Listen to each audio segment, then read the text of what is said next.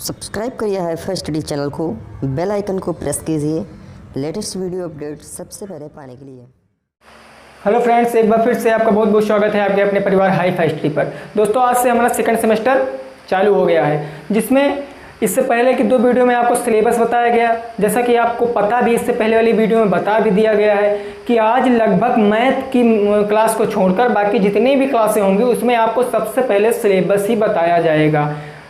अगर आप सिलेबस पता कर लेंगे कि हमें क्या क्या पढ़ना है तो उसी हिसाब से आप लोग टॉपिक क्लियर करेंगे। ठीक, तो आज जो हम जानेंगे सिलेबस वो मेरा है साइंस, कि हमारा जो सेकंड सेमेस्टर की साइंस है यानी कि जो विज्ञान है उसमें हम लोग क्या क्या पढ़ेंगे और किस हिसाब से मेरा टॉपिक दिया गया है। देखिए, कुछ टॉपिक ऐसे हैं जो मैंने आपको 1-2 टॉपिक ऐसे हैं जो मैंने पिछली वीडियो में आपको बता भी दिया गया, उसका रिवीजन भी हो जाएगा। ठीक, क्योंकि इसमें भी वो टॉपिक हैं, जैसे कि हम बात करें सौरमंडल की, ब्रह्मांड की, ग्लोब की, तो ये सब हमारे जो पिछली वीडियो में पढ़ चुके हैं वही इसमें भी दिया गया। ओके, तो सबसे पहला मेरा पार्ट आता है साइंस में सेकंड सेमेस्टर में, वो है पृथ्वी और आकाश।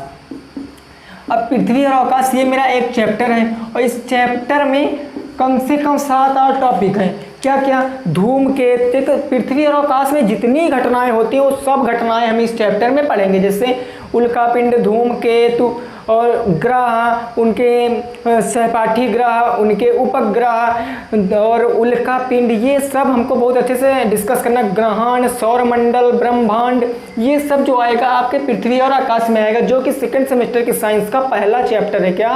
पृथ्वी और आकाश। इसमें से जितने भी चैप्टर हैं हम लोग चैप्टर वाइज रिवीज करेंगे। ठीक, उसको पढ़ेंगे।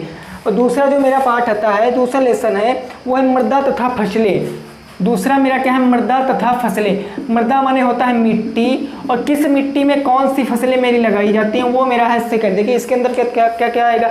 मृदा किसे कहते हैं, मृदा कितने प्रकार की होती हैं, और किस इलाके में या किस स्थान पर कौन सी मृदा पाई जाती है। धान की फसल में कौन सी मृदा आवश्यक है, गेहूं की फसल में कौन सी मृदा आवश्यक है, मृदाओं का पीएच मान कितना होता है, क्षारीय मृदा किसे कहते हैं, अम्लीय मृदा किसे कहते हैं, चिकनी मिट्टी किसे कहते हैं। तो ये सब हम लोग इस चैप्टर में क्लियर करेंगे, मृदा और फसलों के बारे में।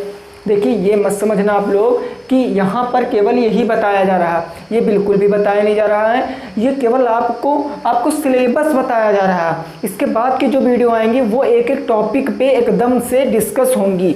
वो एक वीडियो एक टॉपिक तो पक्का है, 2-3 टॉपिक हो जाए वो बात अलग की, लेकिन एक टॉपिक से कम तो वीडियो बनेगी नहीं। ठीक, जो तीसरा लेसन है तुम्हारा, तीसरा लेसन वो है कार्य एवं ऊर्जा, जो कि हमारा फिजिक्स का चैप्टर है, यानी कि भौतिक विज्ञान का चैप्टर है, कार्य और ऊर्जा।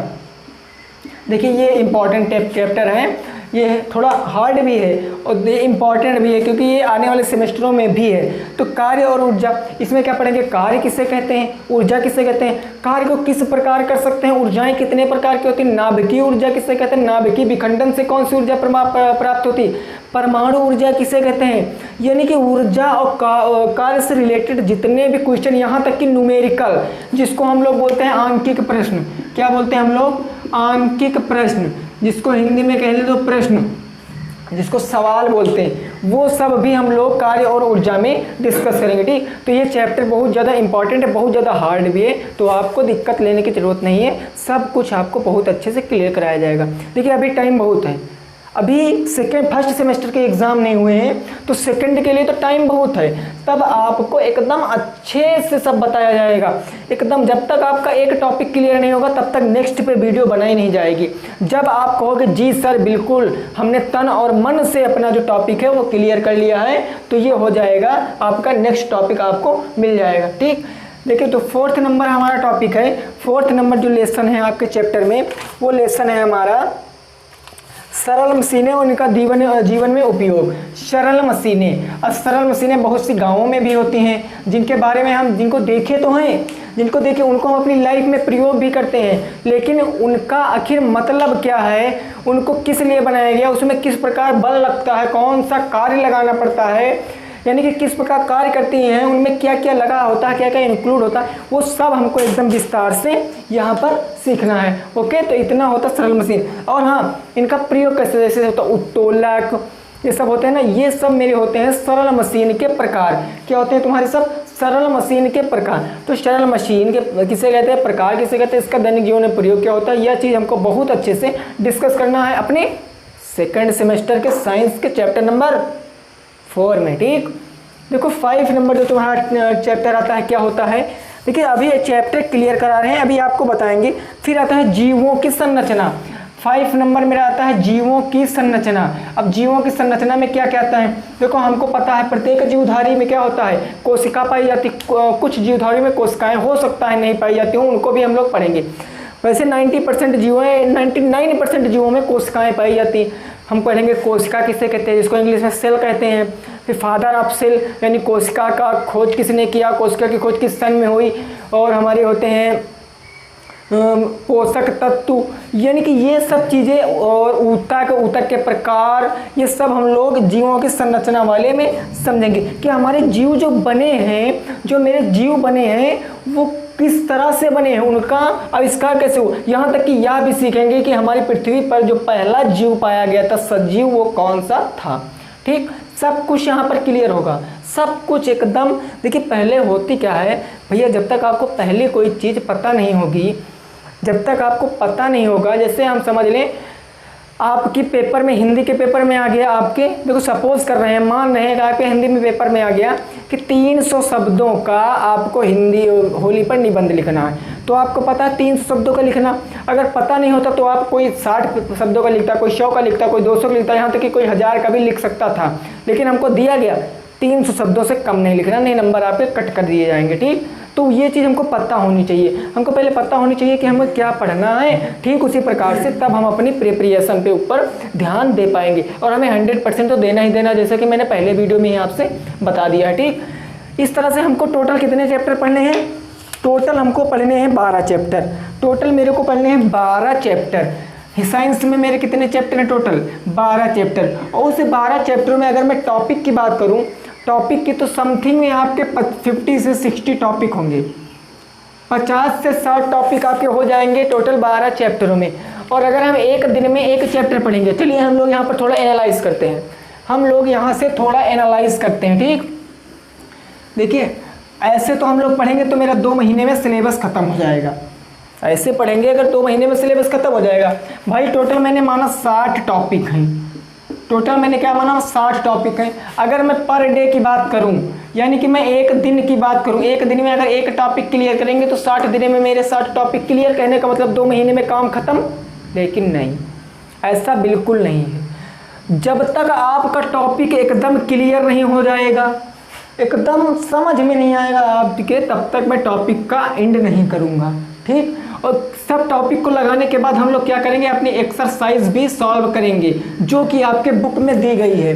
क्योंकि इससे पता क्या होता है, इससे होता क्या है कि मैंने क्या सीखा, मैंने क्या सीखा, आखिर में मैंने इतने दिन पढ़ाई की, या मैंने 30 मिनट, जितने मिनट की वीडियो है उतनी देर पढ़ाई की, तो मैंने सीखा क्या यार, मेरे को पता क्या चला, क्या मैंने सीखा है कि नहीं। तो ये चीज़ बहुत ज़्यादा ज़रूरी होती है, क्योंकि इससे क्या होता है, हम अपने टेस्ट कर पाते हैं, हम अपने टेस्ट कर पाते हैं कि हम कितने तैयार हैं, हम पेपर के दृष्टिकोण से कितने ज़्यादा तैयार हैं। तो ठीक, ये होती है मेरी बात। तो बात करें, देखिए अब होता 16, मेरे क्या हो गए 50 से 16 टॉपिक हो गए ना। अगर एक दिन में एक टॉपिक क्लियर करेंगे तो 60 दिन में ख़त्म। उसके बाद लगभग में देखिए 60 दिन हो गए, 15-15 दिन पर, 15-15 दिन पर आपका एक होगा टेस्ट, मॉक टेस्ट होगा आपका। ठीक, आपका एक होगा मॉक टेस्ट, जो कि यहाँ मेरे द्वारा पेपर बनाया जाएगा, उसका लाइव टेस्ट होगा आपका। यहाँ पर क्वेश्चन लिख दिए जाएंगे, आपको क्वेश्चन सॉल्व करना पड़ेगा। ठीक, देखिए पूरी प्रक्रिया बता रहा हूँ, सब कुछ बता रहा हूँ। तो ठीक, आपको ये सब जानना बहुत ज़रूरी है, ये सब जानना बहुत ज़रूरी है। क्योंकि अच्छा, कभी आपने एनालाइज किया है, कभी आपने एनालाइज किया, जो आपकी बुक होती है उस बुक में साइड में स्टार्टिंग में कुछ टॉपिक दिए होते हैं, जैसे कि इतने टॉपिक इस बुक में हैं, तो टॉपिक क्यों दिए होते हैं क्योंकि आप उसका अनुमान लगा सकते जो मेरी इतनी मोटी जो मेरी बुक है उसमें लगभग में कितने का टॉपिक है, कितने टॉपिक हैं। तो ठीक उसी प्रकार आपके बुक में कितने टॉपिक हैं वहीं यहाँ पर डिस्कस किया जा रहा है, उस टॉपिक में क्या क्या इंक्लूड है वो आपको बताया जा रहा है। ठीक, तो बस आपको वीडियो को देखना है, समझना है और सब नोट्स बनाते हुए चलना है। ठीक, और हर वीडियो का नोट्स आपको ज़रूर मिल जाएगा, PDF पे मिल जाएगा, ठीक, PDF के रूप में आपको मिल जाएगा नोट, ये आप निश्चिंत रहिए, क्योंकि जब नोट से मिलेगा तभी तो आप नोट्स बना पाएंगे। साथ में जो यहाँ पढ़ाया जाएगा उसका भी आप लिख सकते हैं, उसको भी आप लिख सकते हैं, क्लियर। तो मेरा साइंस हो गया, साइंस में लगभग में हम लोग इतने ही चीज़ें पढ़ने वाले हैं। इसके बाद कुछ टॉपिक हैं जो भी बेहद ज़्यादा जटिल, हाँ एक टॉपिक मैंने भूल गया, इंग्लिश में एक टॉपिक है जो कि आपका लगभग में सबसे हार्ड टॉपिक जिसको मानते हैं, तत्व के तत्वों, तत्व तथा तत्वों के प्रकार, तत्व एवं प्रकार, जो कि केमिस्ट्री का टॉपिक है। भैया ये ज़्यादा हमको हार्ड लग रहा है आपके हिसाब से, तो ये आपको बहुत ज़्यादा पढ़ना है। ये केमिस्ट्री है, इसमें सीखेंगे समीकरण कैसे बनाते हैं, समीकरण को संतुल्य कैसे करते हैं, बराबर कैसे करते हैं समीकरण, होता क्या है समीकरण, तत्व क्या होते हैं। जैसे मैंने वहाँ सोडियम तत्व कैसा है, उसका प्रतीक क्या है, उसकी संयोजकता कितना है, उसमें परमाणु क्रमांक कितना है। तो ये सब ना बहुत ज़्यादा इंपॉर्टेंट है, क्योंकि जो एक नंबर के क्वेश्चन बनेंगे इसी टॉपिक से बनते हैं, क्योंकि उसमें कन्फ्यूजन बहुत होती है। जैसे पूछ लिया जाए सोडियम का रासायनिक प्रतीक क्या है, तो आप बताओगे S, सोडियम S से शुरू होता है, लेकिन बिल्कुल भी नहीं होता है। सोडियम का नाम होता है Na, क्या होता है Na, ये होता है सोडियम का प्रतीक, जिसका नाम होता है नेट्रियम, सोडियम का नेट्रियम, ठीक। तो इस तरीके से हमको सब चीज़ें क्लियर करनी। तो आई होप कि, उम्मीद करते हैं आपको पूरा का पूरा एकदम से सिलेबस समझ में आया होगा। अगर आया है तो वीडियो को लाइक करना और चैनल को सब्सक्राइब जरूर करना। क्यों करना, क्योंकि कल से आपको डेली एक क्लासें मिलेंगी, और टाइम बिल्कुल भी वेस्ट नहीं करना है, समझे ना, टाइम बिल्कुल भी वेस्ट नहीं करना है। तो चलिए ठीक, मिलते हैं कल अपने नेक्स्ट टॉपिक के साथ। तो आज की वीडियो में इतना ही। Thank you, take care, goodbye, जय हिंद, जय भारत।